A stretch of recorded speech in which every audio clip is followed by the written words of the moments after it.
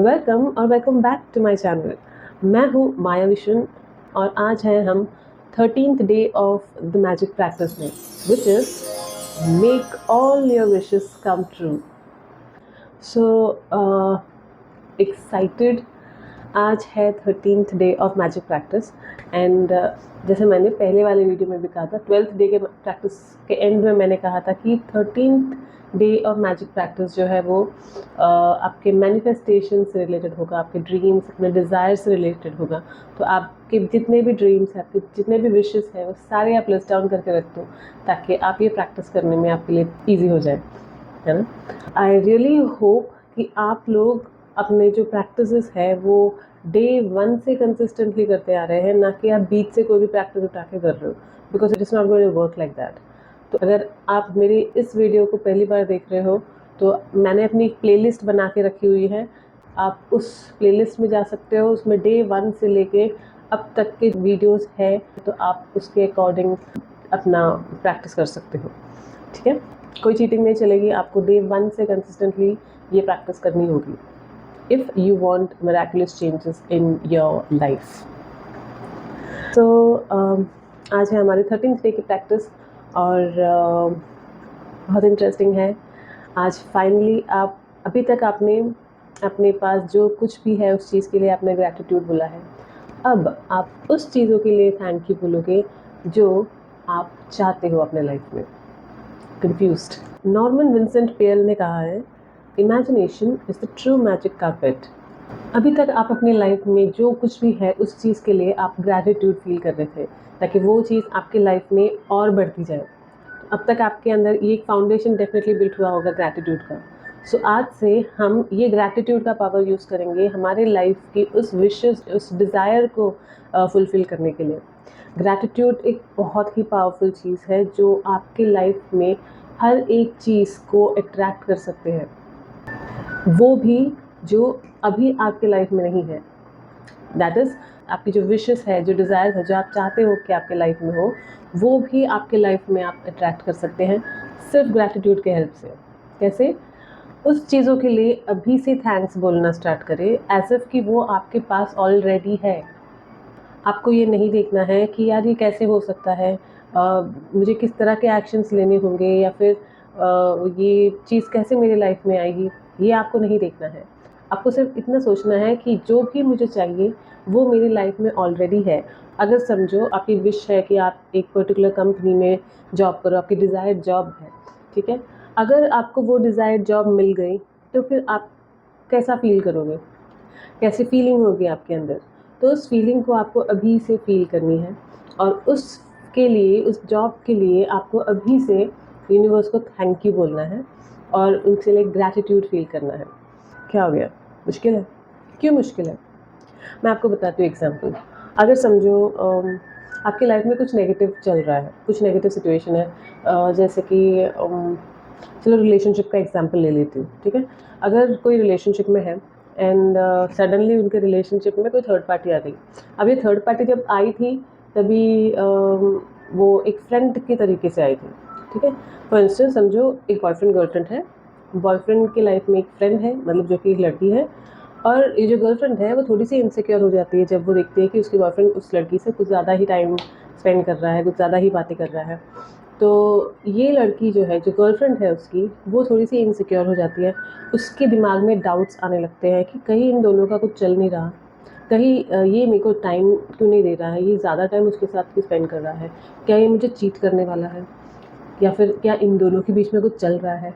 मतलब कुछ हुआ नहीं होता है लेकिन आपके दिमाग में ये चीज़ें चल रही होती है। तो अगर नेगेटिव थॉट्स, नेगेटिव फीलिंग, भले वो चीज़ अभी करंटली आपकी लाइफ की रियलिटी नहीं है, स्टिल आप वो सोच सकते हो, आपका माइंड उस चीज़ को क्रिएट कर सकता है, वो स्टोरी बना सकता है। तो आप पॉजिटिव क्यों नहीं सोच सकते हो? एंड ट्रस्ट मी, जब ये चीज़ रियलिटी भी नहीं है और आपके दिमाग में ये चीज़ चल रही होती है, तब जाकर वो आपकी लाइफ की रियलिटी बनती है। क्योंकि जैसे मैंने हमेशा कहा कि ये सब एक एनर्जी है, हम जो भी सोच रहे हैं वही हमारी लाइफ की रियलिटी बनती है।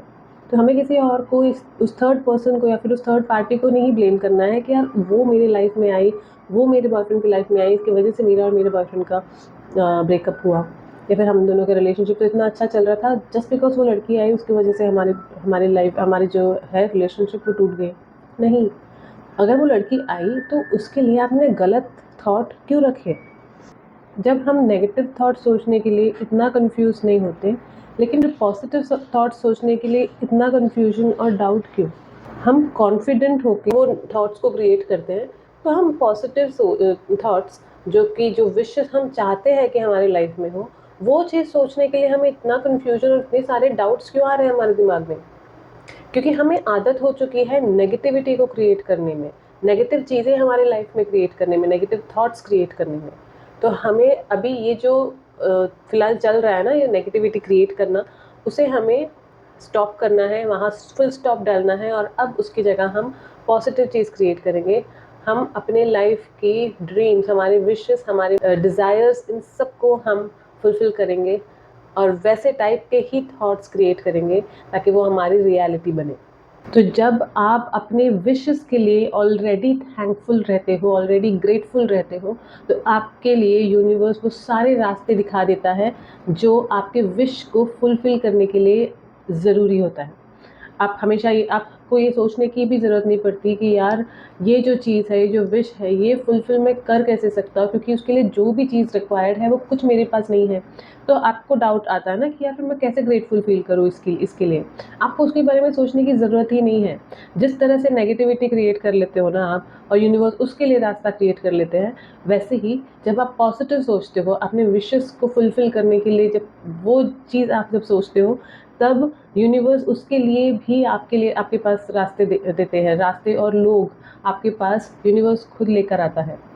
तो आपको उसके बारे में सोचने की कोई ज़रूरत नहीं है। आपको सिर्फ इतना सोचना है कि यार जो भी मेरी विश है, अगर आप कोई स्पेसिफिक पर्सन चाहते हो, या फिर आप कोई पर्टिकुलर जॉब चाहते हो, या फिर आपके हेल्थ से रिलेटेड आपकी कोई विशेस हो कि आपकी हेल्थ अच्छी रहे, या फिर किसी तरह की आपको कोई हेल्थ इशू है, तो आप उस हेल्थ इशू से बाहर निकलना चाहते हो, तो आप उसके लिए ग्रेटफुल रहो कि थैंक यू सो मच, मेरी ये जो पर्टिकुलर हेल्थ इशू है वो हमेशा के लिए सॉल्व हो गई है, हमेशा के लिए चली गई है। You have to be grateful. अगर आपको कोई हेल्थ इशू है, फॉर इंस्टेंस अगर आपको कोई सीरियस स्किन कंडीशन है, और वो बहुत सारे मेडिकेशंस करने के बाद भी आपके ठीक नहीं हो रहे हैं, तो आप पहले से ही ये इमेजिन करो कि आपकी वो स्किन कंडीशन जो है वो कम्प्लीटली हील हो गई है, कम्प्लीटली ठीक हो गई है। और तब आपको किस तरह की फीलिंग्स मिलेगी, कैसे फिर आपके लोग जो है, आपके अराउंड जो लोग हैं, वो आपको कॉम्प्लीमेंट कर रहे हैं, आपको बोल रहे हैं कि यार तेरी स्किन तो एकदम परफेक्ट हो गई, कैसे किया, कौन सी मेडिसिन ली, क्या आपने रेमेडी यूज़ की, इस तरह के सवाल कर रहे हैं। And you are really overwhelmed with that questions, क्योंकि आप सच में इतने खुश हो कि आपने कभी सोचा नहीं था कि आपकी स्किन कभी हील भी होगी, क्योंकि बहुत सारे मेडिसिन आपने लिए। क्योंकि यूनिवर्स का जो पावर है ना, वो हर एक मेडिसिन से भी ऊपर है। आप बिलीव भी नहीं करोगे, क्योंकि कई ऐसे एग्जाम्पल्स हैं जो रियल लाइफ एग्जाम्पल्स हैं, जैसे कि सिर्फ पॉजिटिव थॉट्स रखकर लोगों ने अपने कैंसर को हील किया है। सो कुछ भी हो सकता है। कैंसर मतलब जो मेडिसिन से भी ठीक नहीं हो रहा था, वो सिर्फ पॉजिटिव थॉट्स रख के हील किया है। यूनिवर्स में बहुत ज़्यादा पावर है, और यूनिवर्स और कुछ नहीं है, आपके अंदर ही है, आपका सबकॉन्शियस माइंड ही है। तो आप जैसा सोचोगे, आप जैसा सोचोगे और जितना इमोशंस और फीलिंग्स इस थॉट्स में दोगे, वो चीज़ को आपकी लाइफ की रियलिटी बनना ही है। सो आपको सिर्फ सोचना है और उसके लिए ग्रेटफुल फील करना है, क्योंकि वो चीज़ जब आपकी रियलिटी बनेगी तो आप कितना ग्रेटफुल रहोगे यूनिवर्स से, आप बहुत खुश रहोगे ना। तो यही है आपकी आज की प्रैक्टिस, ठीक है। सो मैं आपकी आज की प्रैक्टिस पूरा आपको बताती हूँ। सबसे पहले जो आपका जो सुबह की जो प्रैक्टिस है काउंट योर ब्लेसिंग्स वाली, वो आपको करना है।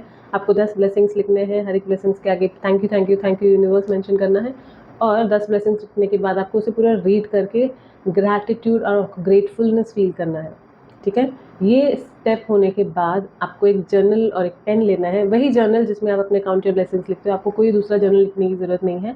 उसी जर्नल में सारी चीज़ें आपको लिखनी है, ठीक है। उसमें आपको अपने 10 विशेस, अपने 10 डिज़ायर्स जो है वो लिस्ट डाउन करने हैं, और हर एक डिज़ायर्स को आपको लिखना है स्टार्टिंग में thank you thank you thank you universe for this desire. जो भी डिज़ायर है आपका, उस डिज़ायर को आपको मेंशन करना है, ठीक है।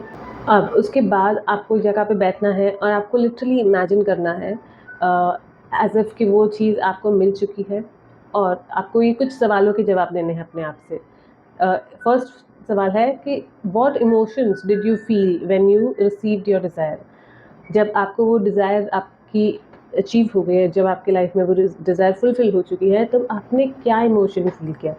अब फॉर एग्जांपल समझो आपको आपकी डिज़ायर जॉब मिल गई, तो आपको किस तरह, जब आपको वो न्यूज़ मिली कि आपको जॉब मिल चुकी है, तो आपने कैसा इमोशन फील किया, उस फीलिंग को फील करो।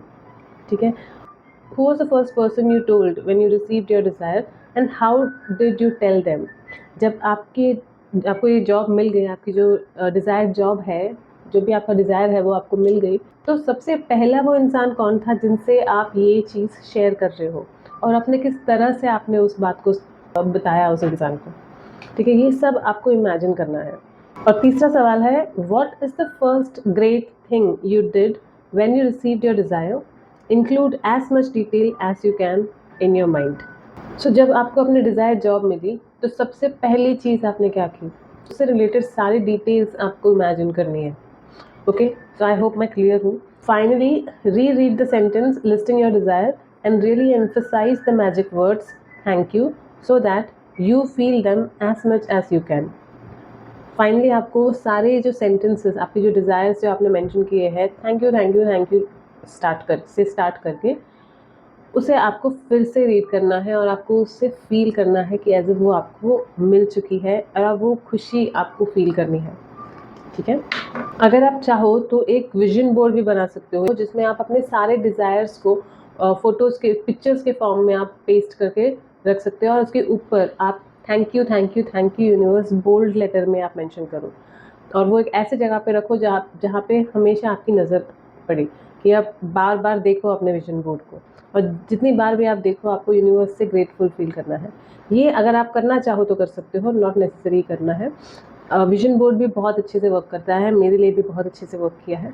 तो अगर आप चाहो तो आप विजन बोर्ड भी बना के रख सकते हो, जिसमें अपने सारे डिज़ायर्स जो अगर आप पिंटरेस्ट में जाओगे ना, तो आपको हर तरह के पिक्चर्स मिलेंगे अगर आप सर्च करो तो। एंड फाइनली रात को सोते वक्त आपका मैजिक रॉक लेना है, और पूरे दिन में जो भी चीज़ आपकी लाइफ में आज के दिन अच्छी हुई है, उसके लिए आपको ग्रेटफुल होना है।